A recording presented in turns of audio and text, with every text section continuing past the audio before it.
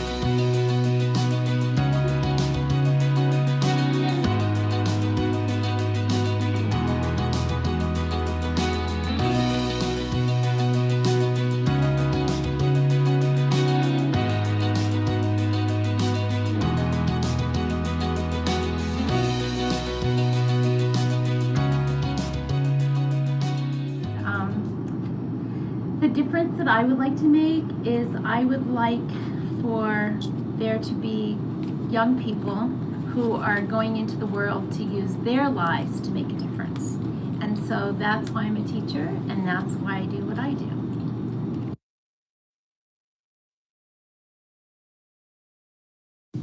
Alice and I have been married about 12 years. My job is very simple. I am Alice's never graduating assistant. So most of you people can escape, but I'm stuck there. And if you know Alice, she has more ideas she can throw at you, right, Lori? Than you can imagine. The dean's shaking his head also. So when I sat down to do this, Alice said, say whatever you want. So Alice and I have only been married 12 years, that's not 40 years. So I said, put together a list of what you've accomplished here in Indiana, Illinois, and also in Slippery Rock. There it is. 13 big time items. Starting in Illinois with Kids That Care, it goes to Butler County, and then Alice starts a care break. What's a care break? Is you give up your spring break to help people in need. The spring breaks under Alice covered 17 cities across the country and 7 countries outside of the borders of USA. I'd just like to share 2 brief stories with you about 2 of the countries. On a care break, we took young girls in her class to Kenya, Africa. None of us had been in Kenya. But what we did for over 2 weeks, almost 3 weeks, was we worked in an orphanage for girls who were abandoned because their parents died of AIDS and no one wanted them. We worked with these girls, and the kids from Slippery Rock were super. These girls did not know love and affection. The students gave it to them. These girls, because of what Slippery Rock students did, are going to school. You know what that means in Kenya? That now someone can come up and claim to be an uncle of this girl and buy her for $150. Think about that for a minute. We talk about a war on women? Think about that. Then on top of that, a social service organization, while we were there, got wind of what we're doing. and they said that there's a brand new 3-month-old baby. The mother was 13. There are no resources. She went there and they could offer her no resources. So the mother says, I'm just going to put the girl in a garbage pile and let someone take her away. The students from Slippery Rock said, no way in hell. They literally adopted this girl that they named Hope. They raised money to go back to Kenya for her care. And that girl's now adopted with a loving family. Think about that for a minute. So when you're going through life, can you go on a care break or a spring break? That's what I'm throwing out to you. Also, we went to St. Lucia, which is a beautiful island in the Caribbean. It has fantastic resorts. That's on the north end of the island. The south end of the island is poor. Students from Slippery Rock have been there at least 4 or 5 times working with people. You might take shoes for granted. Most of the kids there and adults didn't have shoes. So what did the girls on their own decide to do when they came back here? They raised 4,000 pair of shoes to ship to this island. 4,000 pairs. Think about that for a minute. Alice came up with the nonprofit management. She came up with connector cares, empty bowls, I care. So when I was going through all this in my mind, I said, what kind of people would do this? In a world where we don't value life, where we don't value people that are different than us, when we don't value people in need, what makes these people different? And it hit me. Their motto, their mission statement was, I cannot do otherwise. I have to help these people. And that's what I'm saying to you, and that's why the continuation of these 40 years is in your hands. Because I know everybody here goes by that mantra, we cannot do otherwise. We can't see an injustice. We can't see people living without dignity or hope. If education teaches you anything, it teaches you to be good to the undertroubled, to the most vulnerable in society. You can have all the education you want, but if it's just for you, or you say it's not my obligation, it's someplace else, somebody else, or it's taxation, your education's worthless. Get out there, continue this, get your hands dirty, and God bless you all.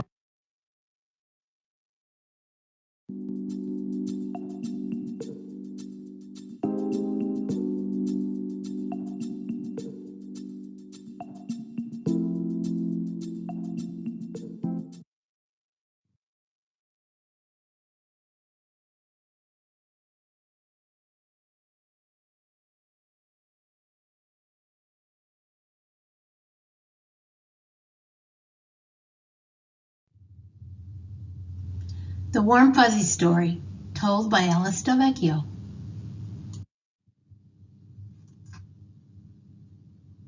Once upon a time, there was a village nestled at the base of several mountains, and in the village lived a little girl named Margaret. Margaret had a happy life, filled with a family who loved her and lots of friends.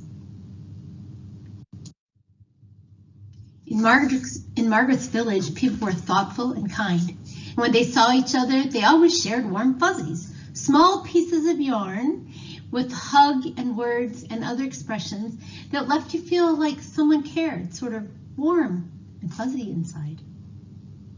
It seemed that though people were always giving them away, that no one ever ran out of warm fuzzies. Warm fuzzies were what Margaret liked best about her village. On the side of a mountain overlooking the village, there was a very unhappy old witch named Helga. Every day she watched the villagers exchange their warm fuzzies, and every day she became more and more angry. She knew she had to do something, but try as she made, she didn't have a spell powerful enough to stop the sharing of warm fuzzies. And then she thought about Margaret. One day, Helga went down the mountain into the village to look for Margaret. Most people were afraid of her, and many hid when they saw her walking through town. One by one, she warned the villagers that they would run out of warm fuzzies if they didn't find a way to save them for only special occasions. Keep your warm fuzzies in this jar and only pass them out on birthdays and at weddings. You'll need to have artificial warm fuzzies so that people don't turn against you. She was very convincing, and people took the jar. When people gave others the fake warm fuzzies, those they gave them to didn't feel warm and fuzzy. Instead, they felt alone and cold and, well, prickly. It wasn't long before the warm fuzzies got all mixed up with the cold pricklies, and though they looked the same, the feeling was very different. Over time, people began to give cold pricklies when they really meant to be giving warm fuzzies, and even special occasions didn't feel so special any longer. Villagers didn't trust each other, they were jealous of each other, and they fought over silly things. Margaret's little village had changed, and Margaret, for the first time in her life, was sad. Oh, Helga was happy to see the warm fuzzies locked up in the jars, and thrilled that the village had become a dark, sad place. Margaret didn't understand what had happened to her village, but she knew and had been told that the witch was wise. And so she mustered up all of her courage and walked up the dark, scary mountain to ask the witch what had happened. She knocked on the door. "What do you want, little girl?" the old witch screamed. I want to know," Margaret said in a very frightened voice. "What happened to the warm fuzzies?" "I tried to warn everyone that if they kept giving warm fuzzies away, that they'd run out one day. No one listened, and now see what's happened." Though saddened by Helga's response, Margaret had been told the answer, and in her sweet little girl voice, Margaret asked the witch to bend down, because I have something to give you. Margaret pulled a nicely wrapped box out of her pocket. In it was her last warm fuzzy, the one she'd been saving for a very special occasion. "Please take it," she said to Helga. "Though I don't like what you said, I know you're wise, and I am thankful that you explained things to me." Well, the old witch began to cry, and her heart began to melt. For you see, no one had ever given her a warm fuzzy. Her whole life had been filled with cold pricklies. She realized what she had been missing all these years and what she had done to the villagers. "I'm sorry," she said to Margaret. "You see, I have never gotten a warm fuzzy from anyone, and I was just jealous because everyone in the world was happy but me. Let's run down the mountain and tell the villagers that warm fuzzies will never run out, because truly what we give comes right back to us if we open our hearts to that possibility." As they approached the village, Helga began to smile, and villagers smiled back. And warm fuzzies never ran out again. And Margaret lived happily ever after. So for all the years that we did Kids That Care in Auburn, Illinois, and when we brought it to Butler County in Pennsylvania, we always started our workshops with the Warm Fuzzy story. And here's my hope, that you'll always have warm fuzzies and not be afraid to share them, because what you give will come back.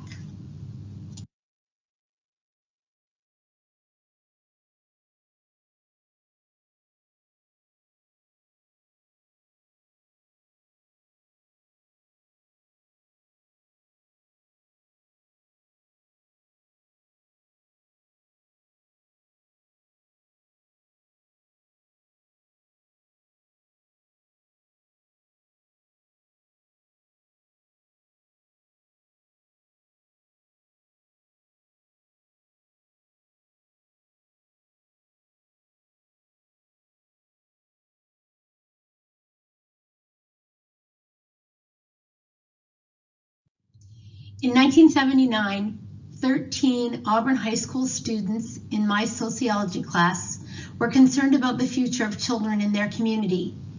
And as a result, they started Kids That Care. For the next 7 years, 599 Auburn High School students attended monthly leadership workshops, mentored elementary school students, developed friendships with senior citizens and individuals with disabilities, and bonded with peers. By 1987, Kids That Care had been recognized as the outstanding youth organization by the Illinois House of Representatives, and 4 additional chapters had been launched in Illinois high schools and another in New Hampshire. Kids That Care was introduced to Slippery Rock University in 1988.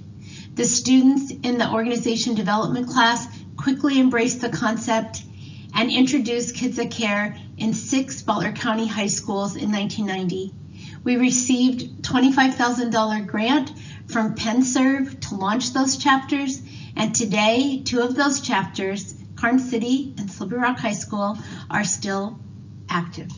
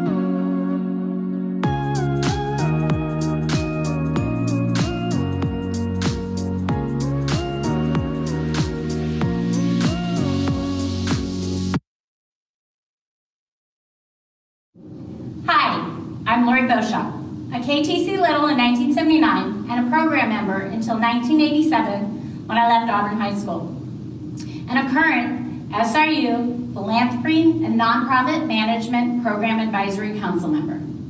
Thank you all so much for your continued support throughout the history of this program. KTC marked the beginning of an amazing journey that lives on through the work of Alice Kaiser Del Vecchio and her students. SRU's PNP program has set a bold goal to raise $25,000 in scholarship funds. Today, I'm calling on my fellow KTC members to help provide these students with the same opportunities that we were gifted. Please visit sruffoundation.org/SNA to donate. Today, we also want to hand out a variety of awards that highlight some of the great memories that we've had and work that we've done. Our first award is presented to Best Historian and Researcher for securing the Auburn Kids That Care photos, Dan Dixon. Most heartwarming story goes to Tom Swick.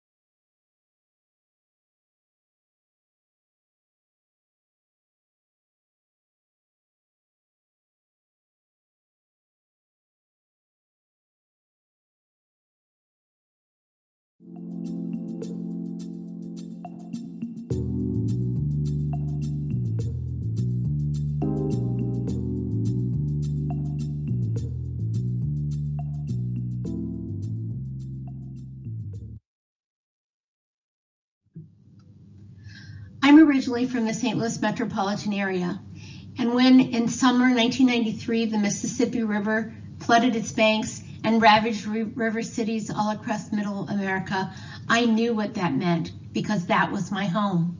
By August, when the floodwaters had subsided, the devastation was obvious. Joylyn Ulrich, an AmeriCorps member at SRU, and I came up with the idea of Care Break, an alternative spring break that would transport SRU students during spring break and then later winter break and summer break to communities that needed help.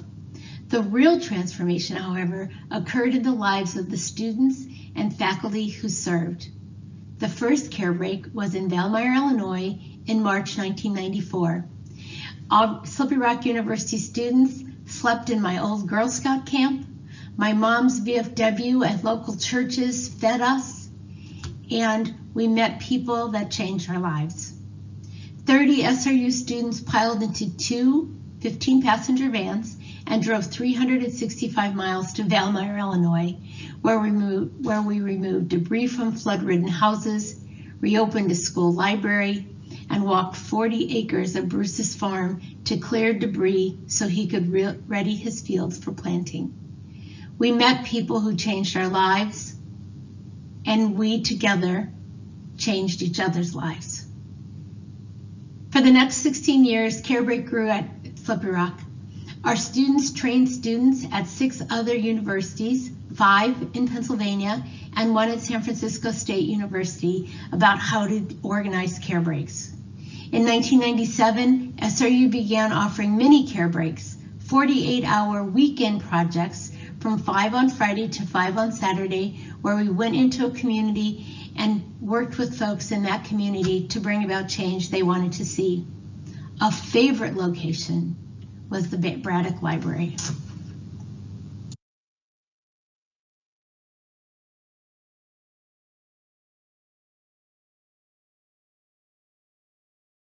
So you are a part of Care Breaks, correct? Yes. In 2014, I was an exchange student at the SRU, and I actually joined the Connector Corps. So Care Break was one of the things that I did within the program. And I was also enrolled in the nonprofit leadership academic program. So within it, there was a lot of things, including Care Break, that I did throughout that whole year. Yeah, so Care Break definitely was one thing that I did when I was in SRU. Yeah. So what was your favorite part of Care Breaks? Okay. I kept remembering the evenings when we were all talking about our experience at the end. So it was Mike and myself, we were facilitating conversations. What happened? We were all sleeping in a joint, I believe it was a big room or something. It was very fun. So every evening we were so excited about it. So there was a lot of fun there. And also it was very fun, the fundraising before we left to Care Break. So I learned how to fundraise money in front of, I think it was Walmart. We went in front of the Walmart and we were, I would say, advertising our goal. And it was although a bit embarrassing because I never did something like that beforehand. It was also so fun because we all had a lot of fun about it and everything, yeah. And also fun was actually to get to know Alice as a person and become friend, I would say, friend for life. I would say it was amazing experience. She's an amazing teacher, but also as a person that was mentoring me on so many dimensions in life. It was something that I also recall with a lot of fun, not just the gratitude.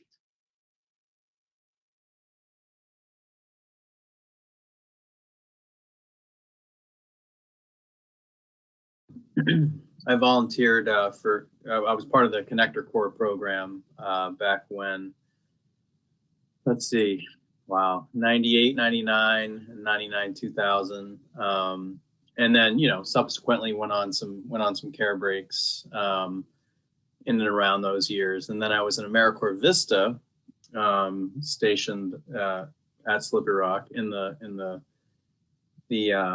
Service Learning Institute, and I coordinated the Care Break program for a couple of years during that time. So like 2000 and 2001, I believe, maybe even into 2002. But in any event, yeah, I think I was writing them down. You know, this is a nice exercise to to remember and to reflect on these trips, which happened so, in my case, so long ago. But I think I went to New Mexico twice, Atlanta once, North Carolina once, and I was fortunate enough to do an international one to Nicaragua once. So the second care break that I did, I led, as I think I mentioned, that was to New Mexico.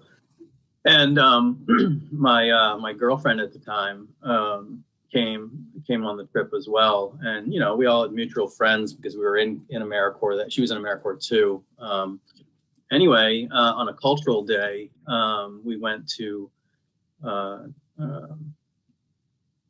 in Chinle, Arizona. It wasn't Chaco Canyon. It was can't remember the exact. Maybe it was Chaco, but it was in front of the White House ruins in Chinle, Arizona. I proposed to her at the bottom of the canyon, in front of the White House ruins, in front of everybody in the care break, and also in front of these 2 or 3 Navajo women who were selling their wares at the bottom. And I was kind of like, I remember looking at a mutual friend who ended up being in our wedding, Esgy. Somebody might be interviewing her, but you know, she was looking at me and she could tell I was affected in some way. She's like, "What's your problem?" I said, "I'm about to propose to Jen." And she just like got, "Oh my God." I'm like, shut up. You know, so, and everybody was kind of tipped off, but everybody calmed down. And then I did it. And then everybody was like, you know, it was amazing. It was amazing. Everybody's pictures and congratulations and tears. And I remember looking at the 2 Navajo women because you know, it's going to sound weird, but I was just like, depending on their reaction, you know, that's the rest of my life. You know, if they're mad about this, that's not going to be good. But they were very happy. They were clapping and they were, you know, smiling. So I was like, okay, I did a good thing here. I did a good thing.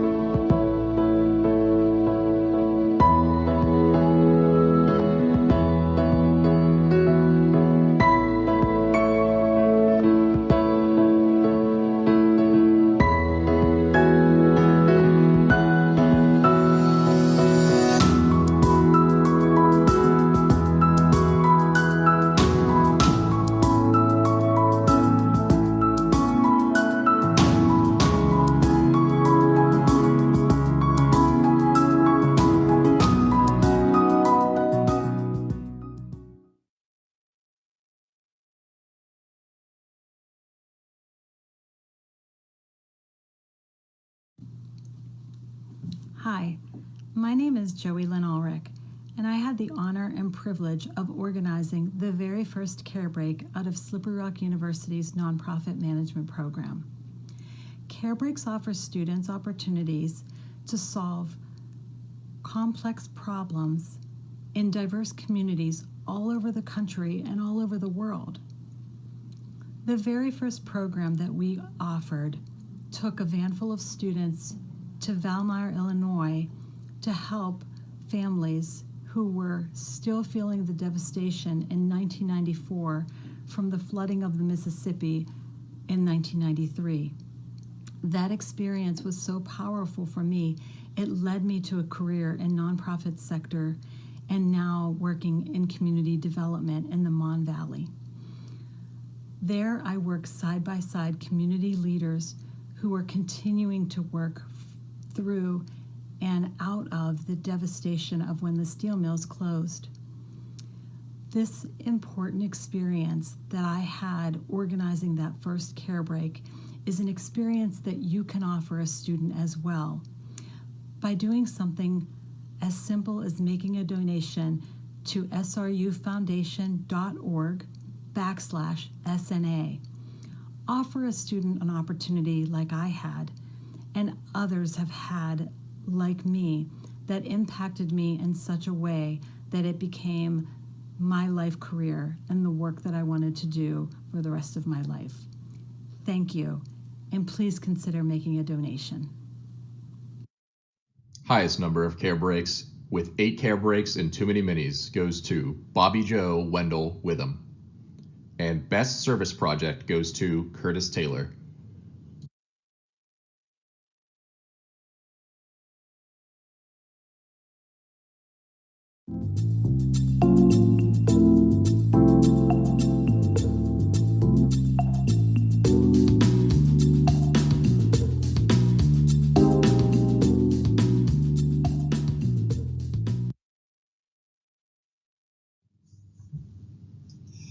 Slippery Rock University hosted the Connector Corps AmeriCorps program from 1996 to 2010.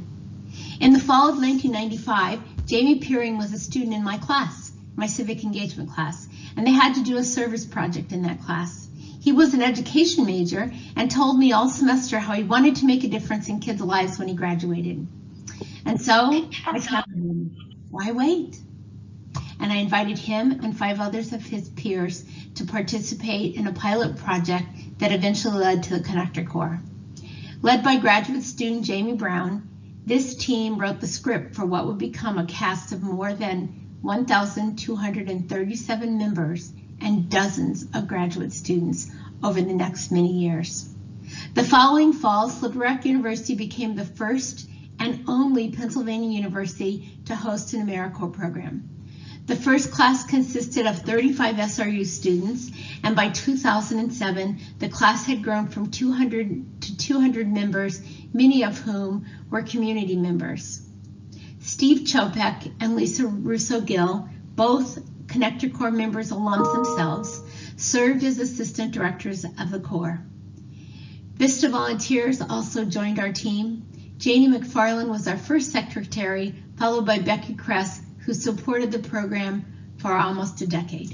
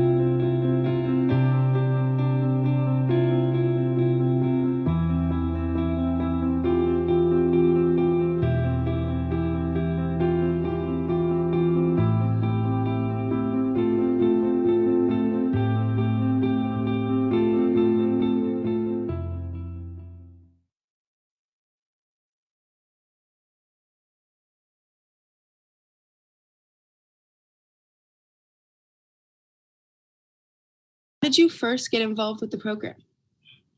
Well, that's actually a funny story because I had Alice for a government class, a 100 level class.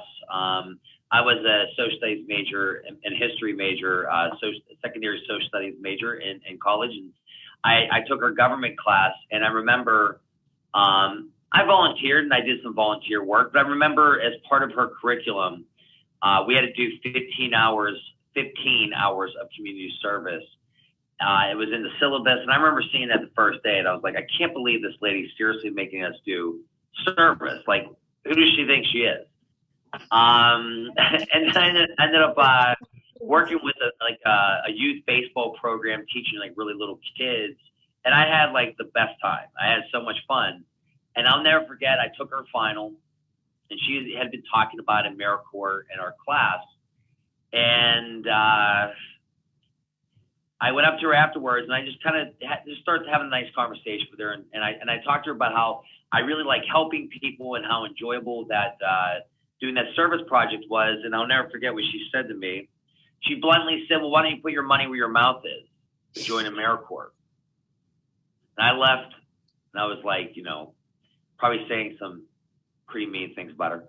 So as I walked away, I was like, how dare she? I can't believe she said that to me. And then the next day I was in her office signing the paperwork. Wow. The people that were in that program with myself were wonderful. They were caring. They were just like a breath of fresh air. It was a really unique experience to have all those different sort of dynamics of what we consider college life. And then to have that program as a place where we would go, and honestly, we felt like we were all making such a difference. As the program as a whole, I have so much respect for.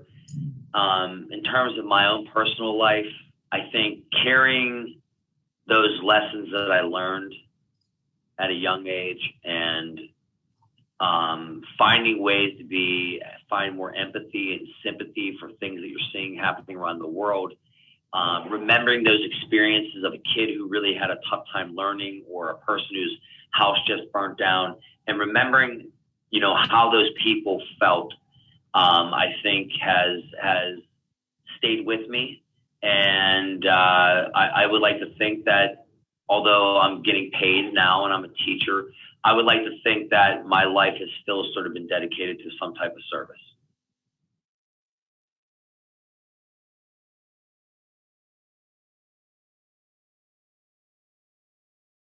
Hi, I'm Curtis Taylor, and I was involved with Connectors Corps / AmeriCorps at Slippery Rock through my time at Slippery Rock, which was 2003 to 2006.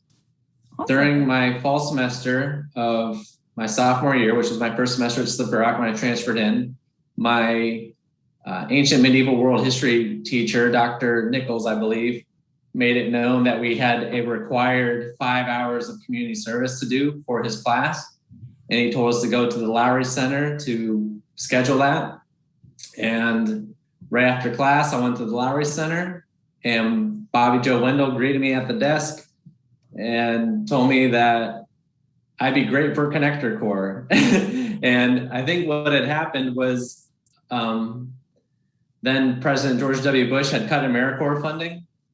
And so a lot of people that were signed up to do AmeriCorps bailed out since it wasn't going to be paid the same way as it would have been with the funding. And so they were looking for Connector Corps members. And when Bobby Joe explained it to me, I said, that sounds perfect, because I was eager to serve with people and to have that opportunity and to spend time with fellow students doing important things.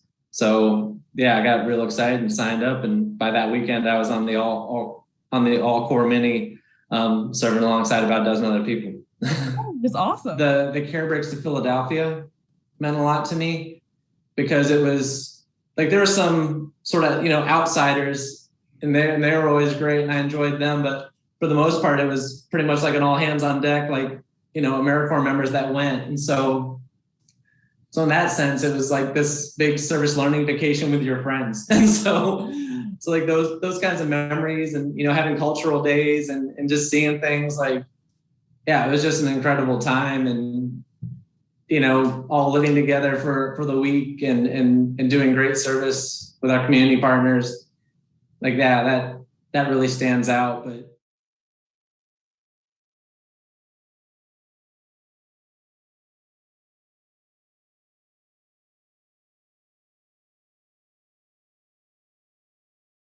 so I think in the moment I liked the community service and helping people out, but like looking back, like I've met some of my friends that have been friends with me now for like 20 plus years. And so like it's hard to explain to like other people who've never done this, is that like doing something so helpful to other people helped build really good friendships and bonds. I think one of my favorite was like getting to know the I Care House kids, because I helped run the I Care House for 2 summers. And like now those kids have kids, and like they are grown up, and to see them like all grown up. And we had a reunion probably 5-6 years ago, and they came and we got to see them as like adults, which was really cool, because they were all like 6 to 10 when we were working with them. I like the relationship with community partners that we made. I'm still friends with a lot of them, and just being able to help out different communities was really awesome. And Alice is addicting. Like Alice can make you like she can like sign you up to do whatever. I'd be like, sign me up, I'm there.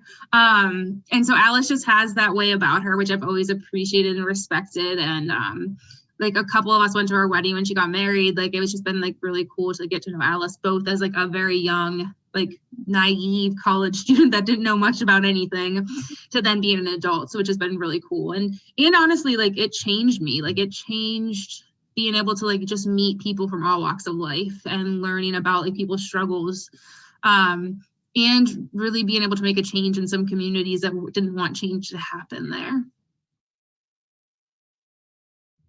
Funniest story goes to Naima Davis, and most romantic moment goes to Eric and Jen Weisenberger.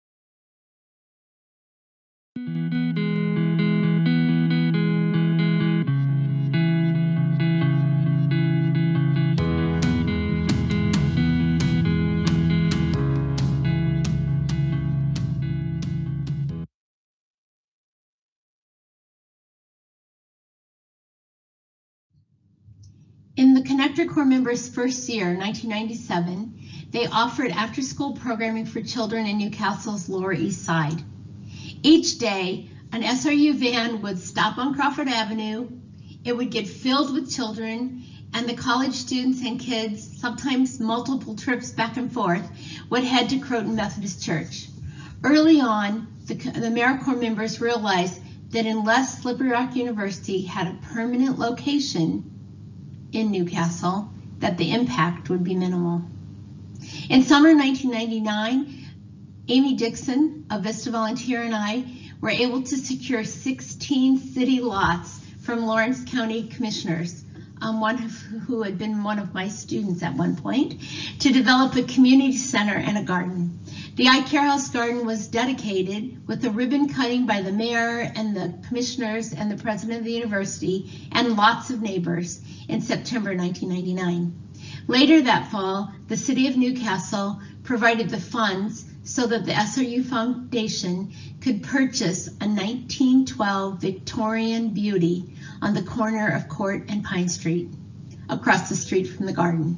That became the iCare House.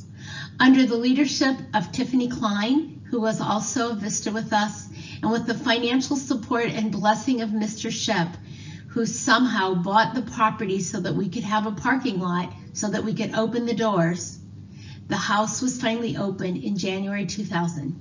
For a decade, the iCare House was a community center where children were supported, senior citizens were valued, the deaf community was welcome, and a space for community to happen.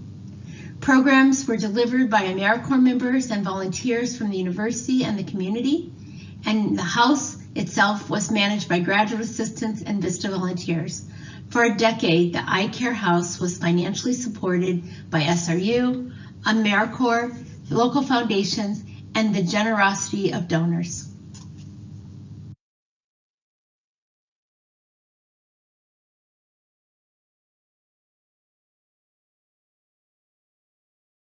I mean, I think the most direct result was that the job I'm doing now is very closely related to one of the summer trips, the alternative spring breaks that I did with as a GA through the iCare House or through the Institute. I am still in contact with so many of the people from, I think all of the people from the iCare House, which I think is somewhat unusual, you know, that, well, not in your era, you know, people, because of social media, you're able to stay in touch with, but it was for me, you know, I had not been in contact with most of the people from my undergrad. I have, you know, a close cohort that I was in touch, but I think my time at Slippery Rock, you know, the people that were in my graduate class and the iCare House, some of the people at Slippery Rock that I was in my graduate school, I'm literally working with now, like see all the time, working with, interact with all the time, work with. And then same to a certain extent, same with the people from the iCare House. Like there really was, I don't know, it was a really special time.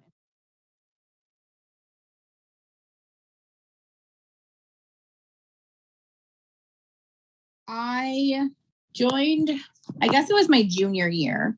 Freshman and sophomore year. Freshman year, I kind of just palled around with like my friend. I went to college with my best friend and we roomed together, and then we made like friends with our whole like floor. But I had one class in particular, well, I should say, right, every class with one girl in particular, my friend Melissa, and she lived on the 3rd floor of Founders. I lived on the 8th floor, and her friend did the AmeriCorps program. And so one weekend we just were like, oh, let's just go on one of these like weekend trips, like it'll be fun. And we went to Gateway Rehab, and I kind of like, my whole kind of like world heart kind of changed. And I literally like the next week joined AmeriCorps, changed my major. My mom was pissed. second semester junior year, changing your major, don't recommend that. I went to Philly for care break that winter, had a blast, and then started like volunteering at the iCare House. And then Alice needed summer people for the summer program. So throughout the rest of the school year, I did like mini care breaks. Then we did care break. I went to Phoenix, Arizona that year. And then me and a couple friends did the summer program at the iCare House. I can honestly say that I think with every different thing, I made a difference in some way. I think the most specific would be the iCare House and a couple of the kids that I met through there. I think in particular, like the twins, Jake and Josh. I mean, these kids, you know, their neighborhood was not the greatest. Some of them had great parents and some of them had great grandparents that were stepping up. Some of them had aunts and uncles. Some of them had whoever. And a lot of them kind of, us being workers there, we kind of gave them somebody different to look up to and to have as like, I don't want to say like inspiration because that's like a overstatement, but just somebody to kind of like, I guess, aspire to be like. And they would joke all the time, like, oh, I want to go to Slippery Rock and I want to drive the van and I want to, you know, go to college. And like, I don't think college maybe would have been on their radar so much had it not been for them working with college kids.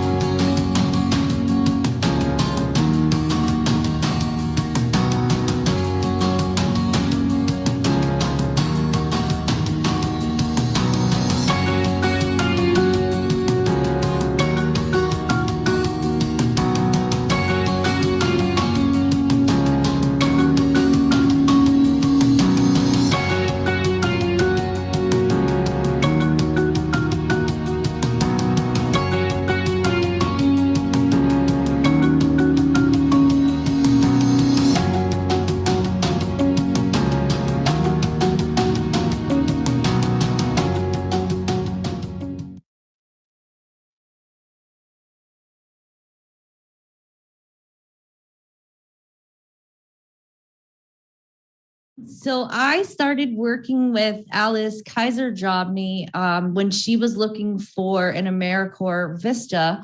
I was living in New Mexico at the time and looking for a job back here, which is my home space in Western Pennsylvania. So I applied for the position and moved here to take the position. And at that point, I started working with Alice, and she said, she said, we're going to start a community center and you're going to do that. And like, she gave me a Rolodex of phone numbers and contacts and an office space at Slippery Rock, and shut the door and off I went. And then we started the Eye Care House in Newcastle. My gosh, I think that working with Alice is one of the most important things that has ever happened to me. It has taught me so much. Probably like 6 years ago, again, I earned a position called the Community Resource Officer for Pittsburgh Police. And I said to my boss once I got the job, okay, what do I do? And he's like, you just do your thing. Like, you go out there and build relationships with the community. And I was like, oh, this sounds familiar. Like, sounds like working with Alice. And she's like, just go, just do things. So it's helped me so much, that experience, just like conquering a huge task and making things happen. Yeah, it's definitely shaped pretty much my entire adult life and career path. The best supporting actor goes to Amy Keene Kirkwood.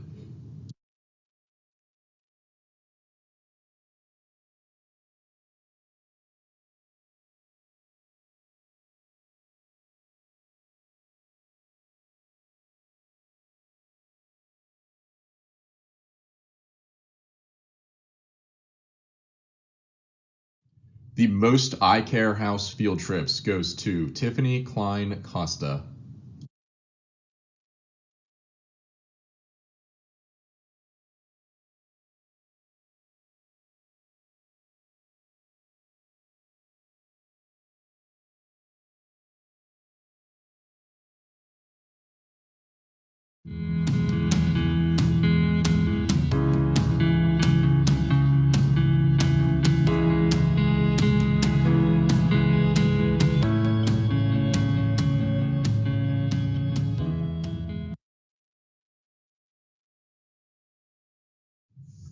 SRU's first course in nonprofit management was offered in the fall of 1994. Shortly thereafter, at the urging of Larry Cobb and Rich Martin, I put together a certificate in nonprofit leadership, which was approved, and by 2000, SRU offered a minor in nonprofit leadership. In 2006, a major concentration in philanthropy and nonprofit management became available through the Department of Professional Studies. SRU affiliated with the Nonprofit Leadership Alliance in 2000, and that provided our graduates the opportunity to earn the Alliance's Certified Nonprofit Professional Credential, the CNP. We are currently the only Northeastern U.S. campus whose students can earn this nationally recognized credential. To date, 156 SRU alums have earned the CNP. Since 2017, SRU has offered students who have earned a minimum of 60 credits at one school or through an associate's degree the opportunity to complete their degree in philanthropy and nonprofit management entirely online. SRU is one of only a handful of universities nationally that offers this option. SRU continues to be Pennsylvania's only university to offer an undergraduate program in philanthropy and nonprofit management.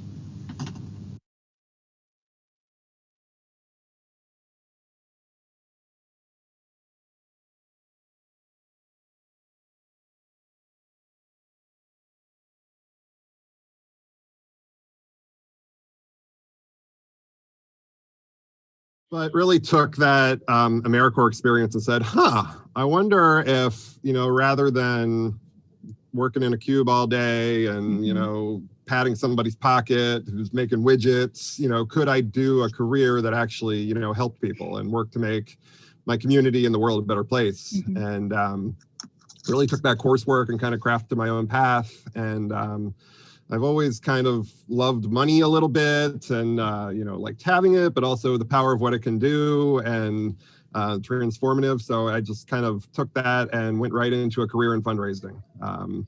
Some people don't like to ask other people to join them in partnering, and that sometimes requires a financial commitment, but I never minded that. So I saw a lot of opportunity there. And Yeah, I crafted a 15-year career as a frontline fundraiser, and then recently turned to the consulting and fundraising training role. And I teach at 2 colleges and really just love to inspire that next generation of fundraisers that want to go out there and save the world just like I did. Yeah, my AmeriCorps and Slippery Rock experience completely shifted my career path. I came in, I think I was an international business and Spanish major, and I left with a communications degree and one of the first nonprofit management certificates that Slippery Rock issued. I believe you were the first, if you want to. I didn't know, I thought I was around there, but yeah, so. You're the first designated CNP from Slippery Rock as well. Yeah, so yeah, and earned the CNP and went to the American Humanics Conference, which is the predecessor organization for what is now managed by CNP in San Antonio. And neighbors. Great experience there. Yeah, that's the reason I've been to 5 conferences in San Antonio in my career, but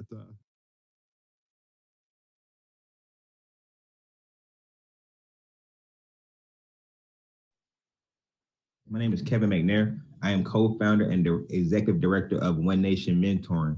We provide mentorship services not to only students in high school, but we also work with teachers and staff members at different public, private, and charter schools so they can become more culturally competent to better serve the students that they have. Initially, I just wanted to get involved in something different, but as I took one of her classes, I forgot what class it was. I can't remember. Too many death references later. But as I took one of her classes, my cousin unfortunately was killed at a house party up Cal U. Alice had saw how it had negatively affected me and was like, hey, how about we turn that grief into something good? And, you know, I had created my nonprofit in her class called Helping Hands. So today the work I do is just really just an extension of what I built there and what I had the opportunity to imply now that I'm out here in the real world. Growing up, I didn't know who I was. I didn't know if I wanted to be the biggest basketball player or the rapper that was on TV. But I think that by me showing people what their skill sets are and what their passion is and helping them connect to their future, they can live a life that they want to live without being overwhelmed at things that they have to do. I feel like when you are in love with your work, you wake up sometimes and you may be tired, but you understand why you're doing it and you continue to push forward.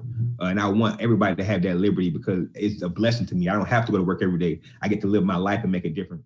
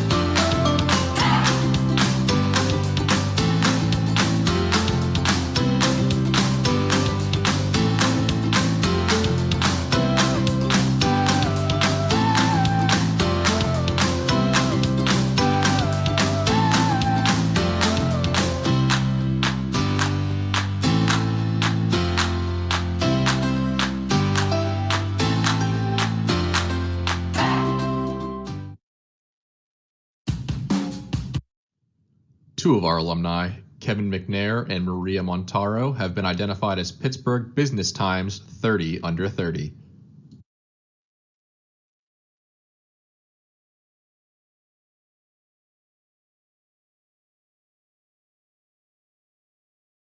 Two of our alumni, Jesus Orgel and Amanda Bannock, have been identified as Pittsburgh Business Times 40 Under 40 and Shenango Valley Chamber 40 Under 40.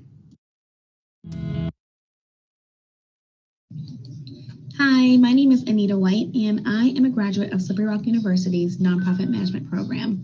While attending SRU, I was provided the opportunity to obtain my Certified Nonprofit Professional Credential, also known as a CNP. I didn't realize this at the time, but taking advantage of this opportunity shaped the foundation of my career, which began almost a decade ago. By earning my CNP, I entered a competitive workforce equipped with the experience and skill sets needed to be effective and efficient.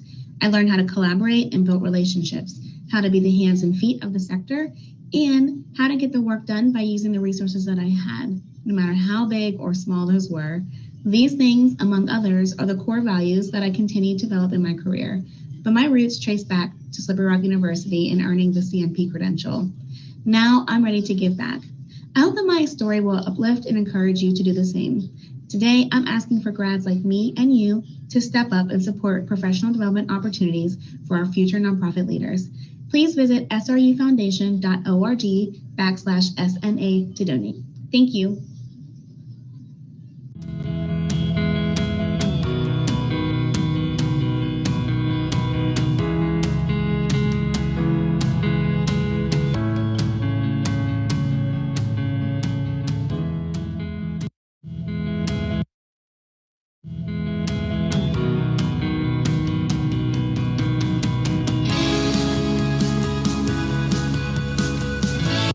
Most SNA projects led, Amanda Ouimet.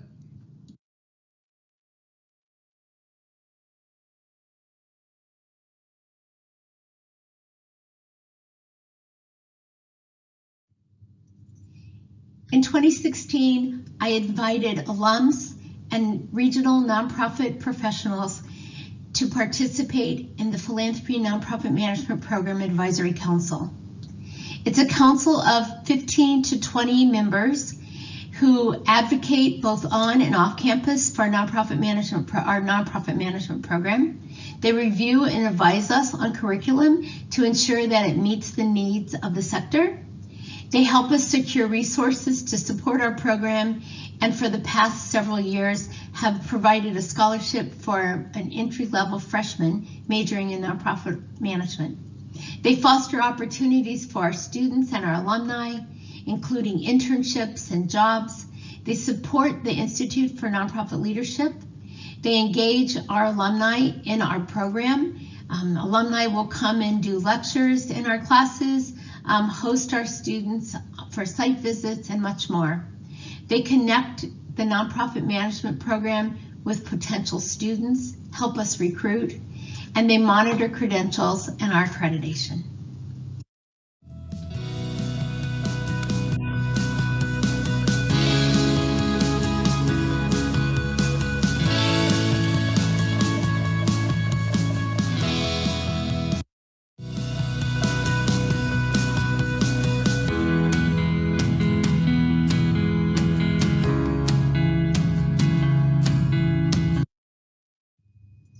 At the recommendation of the Advisory Council, in 2018, we launched the Institute for Nonprofit Leadership. Designed to enhance the capacity of the nonprofit sector, we envisioned a vibrant nonprofit sector building civil society. The mission of the Institute is to provide individuals and organizations the education, research, services, and networks necessary to understand, strengthen, and advance the work of the nonprofit sector. We work with nonprofit organizations within 150 miles of Slippery Rock University. The Institute currently operates in 5 program areas. Academic programs, which include majors and minors for both traditional and online students, certificates in various elements of the nonprofit sector, a national credential through the Alliance for Nonprofit Leadership, and a very vibrant co-curricular program, the Student Nonprofit Alliance. Program areas focusing primarily on nonprofit organizations include sector strengthening, sector research and evaluation, training and technical assistance, and resource and referral.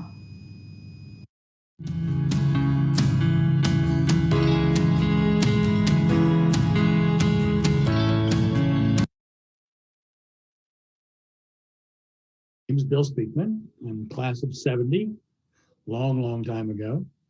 My major was biology, chemistry. I know I'm on her advisory committee and helping to give talks and all that good stuff about the nonprofit world, and hopefully becoming a great advocate for what is a unique program. As I told Alice, the reason I love this program is I've probably hired 500 people and fired 400 of those 500 because they came with no skills and had to try to learn on the job and just weren't up to the task. Really see a great deal of value in this program. And I see a program with huge possibilities, and I'm always trying to push it beyond its current boundaries. And Alice is very good at understanding the reality of it all. You don't learn this in business school. I think the one thing I'd like anybody who's listening or watching or engaged at all is to become a champion for this program. I don't think until people get out in the world and see what it's like in the nonprofit world, the lack of skills that we see out there, people trying hard to learn on their own without a lot of direction. It really gives you a new perception of the value of this program. To be able to come out of a university program with an undergraduate degree and all of the basic learning you need to become successful in the nonprofit world is very, very, very unusual. Think outside the box. You're going to learn a lot of things academically in the classroom that are applied most times to most nonprofit situations. My thing has always been, love what you do what you love.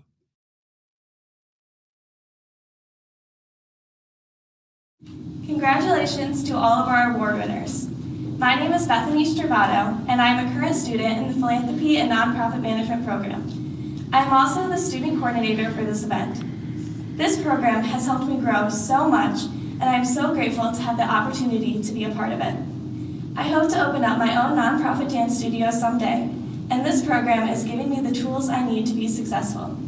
Thank you all so much for donating, and if you haven't donated yet, it's not too late. You can visit srufoundation.org/SNA to help current students like me and future students. Celebration champion, Russ Delvecchio.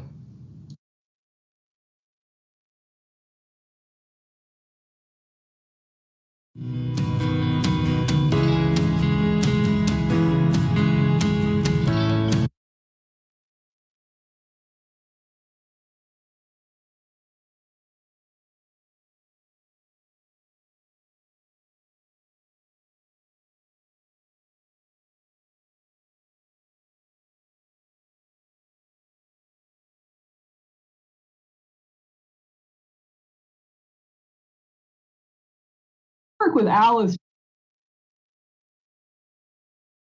pretty regularly. I meet with her pretty regularly. And when I interviewed here, I have always done a lot of community engagement work like she does, right?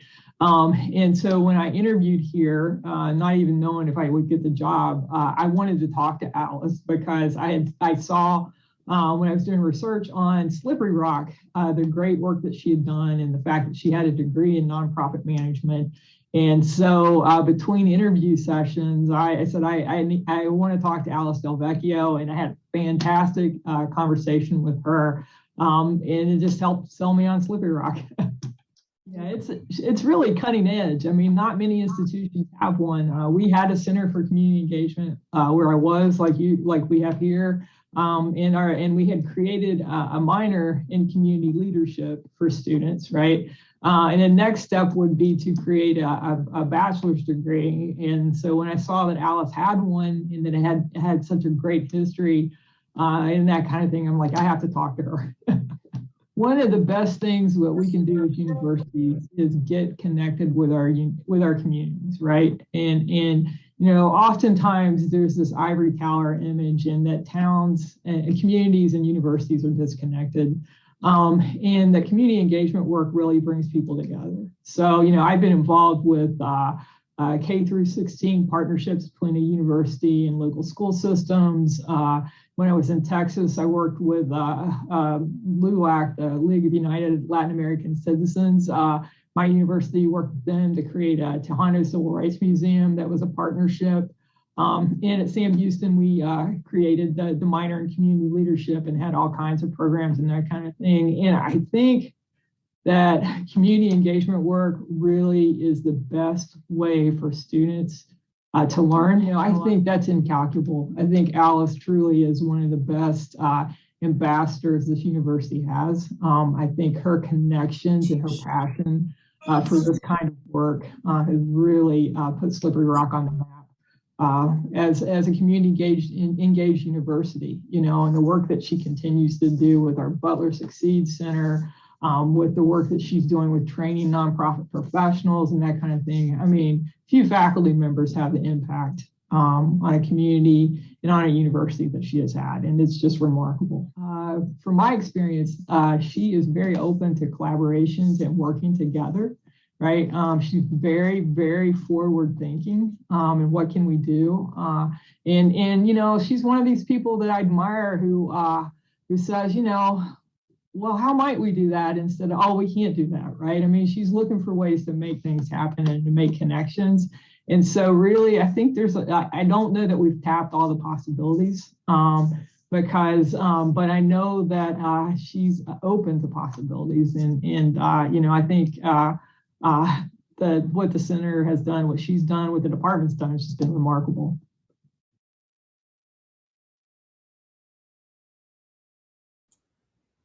So I want to just take a moment to talk to you about the next piece, the sequel. So there were guests here tonight from 17 states and 2 countries.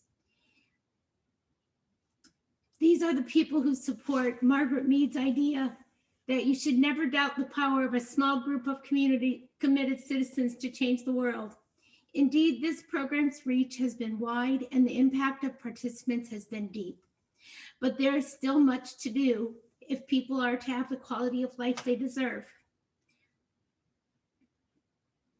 And you can understand why I recorded most of this, because I'm struggling a little bit, right? So I'm humbled by the kind words that have been offered this evening and honored by the respect the provost just bestowed on our work. When the Advisory Council's Strategic Planning Committee recently met with her about the future of the academic program and the Institute, she asked us to consider a succession plan as we thought about what the sequel might look like. At this time, I'm happy to share some thoughts about the sequel that other people will write. When we want to strengthen the pipeline of the nonprofit sector by expanding enrollment in our academic program and actively engaging Gen Z youth who care deeply about social justice and making a difference. We want to encourage traditional college-age students looking for meaningful careers and adults who are transitioning to more purposeful work lives. With more than 25 years of experience, our academic program is uniquely positioned to prepare passionate, skilled, prepared professionals who are committed to enhancing quality of life. These are the things that we're considering. We're interested in dual enrollment in our college student courses for high school students. We're interested in additional articulation agreements with regional community colleges. We'd like to increase academic opportunities for in-service nonprofit professionals through our online degree completion program, our certificates, and perhaps a master's degree. We plan to remain committed to SRU students and want to increase the number of nonprofit majors by at least 25% each year before 2025. Over the past 25 years, we learned that in-service nonprofit professionals benefit from professional development and that nonprofit organizations are seeking opportunities to build their capacity.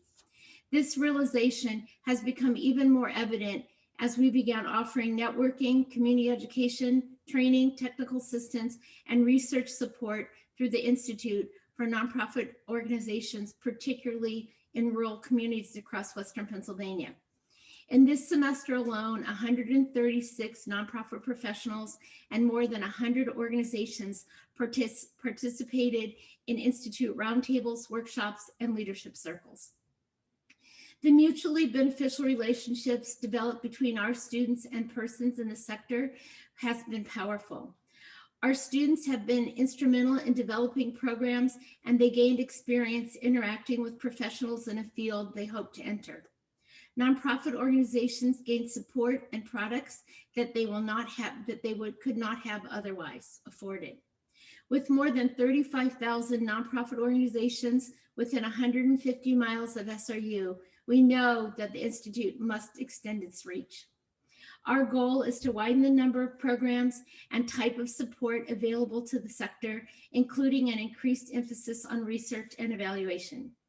Each additional we want to engage current students in meaningful work that support the sector, its organizations and professionals, and offer those students scholarships and real wages for the work that they do. We want to offer scholarships for nonprofit organizations that could not otherwise afford training and technical assistance opportunities that they need to really fully meet their missions. And during the Institute's early years, the primary financial responsibility has come from Slippery Rock. By 2025, our goal is to become a more self-sustaining organization with 70 to 75% of our financial support from grants, donors, and fees for service. And to address the Provost's request for succession planning.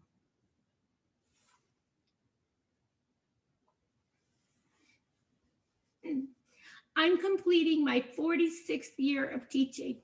I know I look like I'm 20, but 46 years. And my 33rd year at Slippery Rock. Though my heart will never leave the classroom or the sector, it's time for my feet to spend time walking with Russ and my family. At this point, I expect that the 21-22 academic year will be my last year for teaching academic programs at Slippery Rock. Over the next several semesters, I'll be actively orchestrating the transfer of leadership of our academic and institute programs from me to a group of brand new SRU faculty and students and institute staff. If desired and possible, cross fingers, I'm happy to assist in other capacities to further grow the institute and strengthen the pipeline from high school to the nonprofit sector. I look forward to my new role and the sequel that all of you will create. Maria?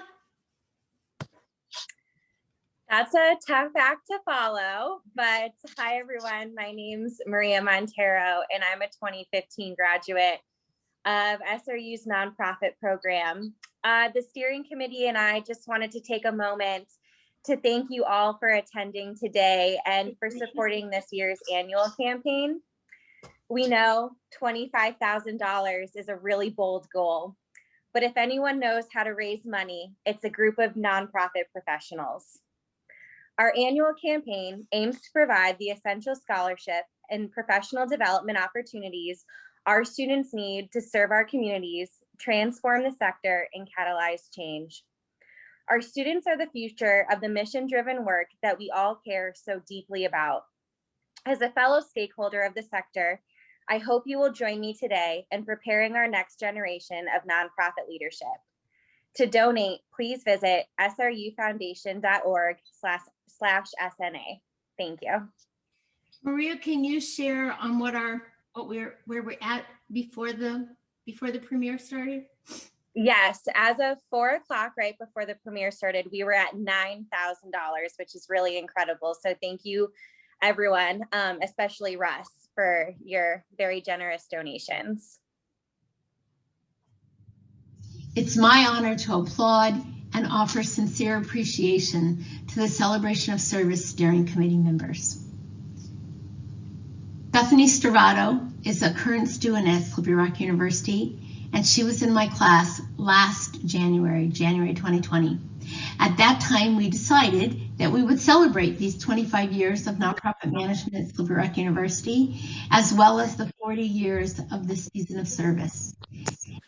And we hope to bring everybody together in September of 2020 on our campus, and hopefully later that fall in Auburn, Illinois. Unfortunately, COVID changed our plans, but we decided that we would do our best and we would try to do it virtually.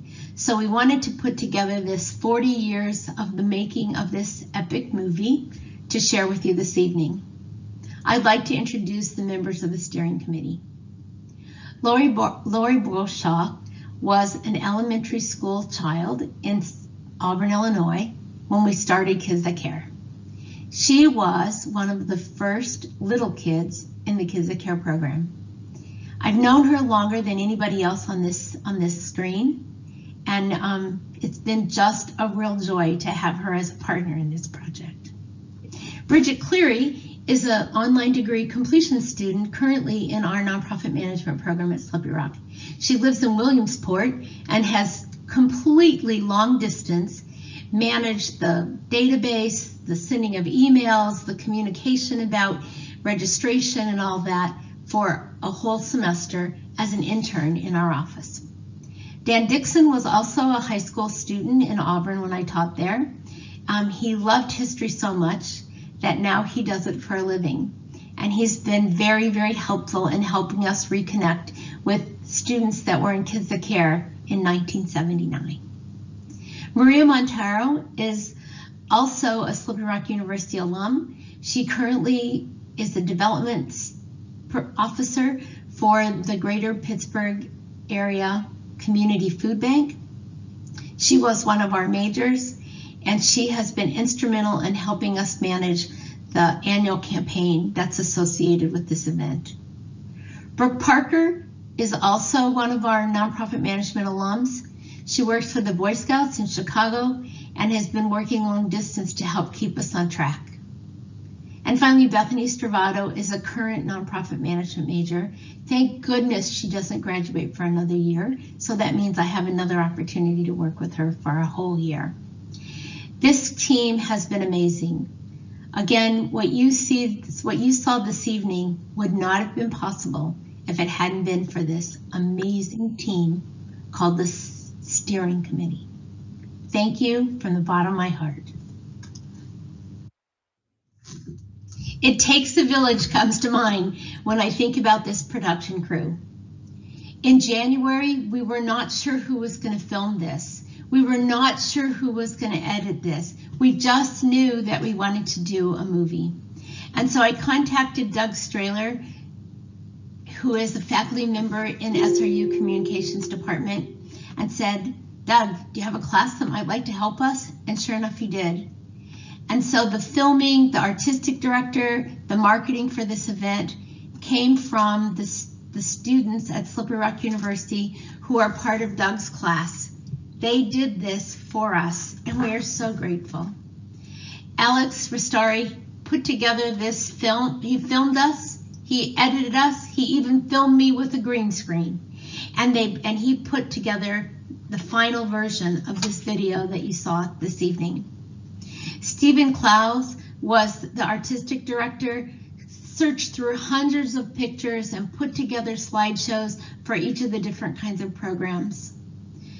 Brittany Halt, Eloy Diaz, Abby Mueller, and Jenna Stanley helped us with all kinds of marketing materials, including a huge, huge help in social media. And of course, Doug Strahler, Dr. Doug Strahler, is my associate director for this project, because without him and his willingness to have his students work with us, you wouldn't be watching any of this. And finally, I want to applaud the production assistants that work in the Department of Nonprofit Management, Empowerment, and Diversity Studies as student aides. Andrea Altman, Jocelyn Buhite, Liz Gallagher, Alexis Gomez, Alexis Maija, Michaela Quiggle, Kayla Robb, Kirsten Rothenmel, Barbara Rue, Madison Stroutman, Kimberly Wilsoncraft, and our secretary, Jane Pitchett. They did interviews, they photocopied, they scanned pictures. You know, a lot of the pictures you saw tonight were old-fashioned paper pictures, and to get them digital, it took hours and hours and hours of scanning. So without the dedication of the folks on this screen, this project would not have happened. It would have only been a wish.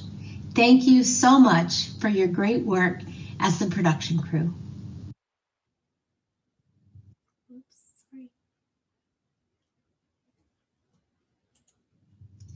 Well, sorry. Don't know why that won't go. Each spring I teach in LPA 325, Philanthropy and Resource Development. And for almost a decade, the students in that class have organized the Nonprofit Academy Awards Gala that honors nonprofit professionals across our region for the work that they do in their organizations and in their communities.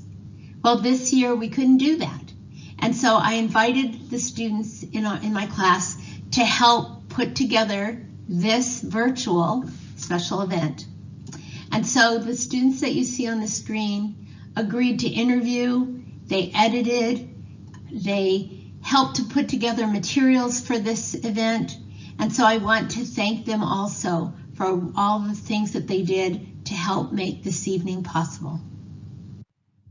I started teaching in 1976, and my first principal was Sister Elise in Sheboygan, Wisconsin. My second principal was Mert Messmore in Auburn, Illinois. And every teacher knows that they can be a great teacher only if they have great administrators. And so I'm grateful for Sister Elise and for Mr. Messmore. I'm also thankful to be at Slippery Rock University and have the continuous support from President Bill Berry, Provost Abby Zink, and most of all, my amazing Dean, Dan Bauer.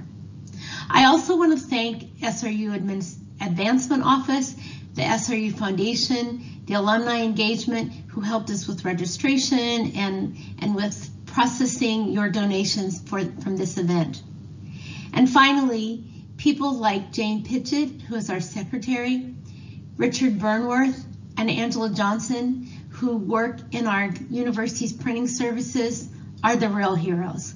They do things that without those little things done, it's never quite the same. So thank you for all your help.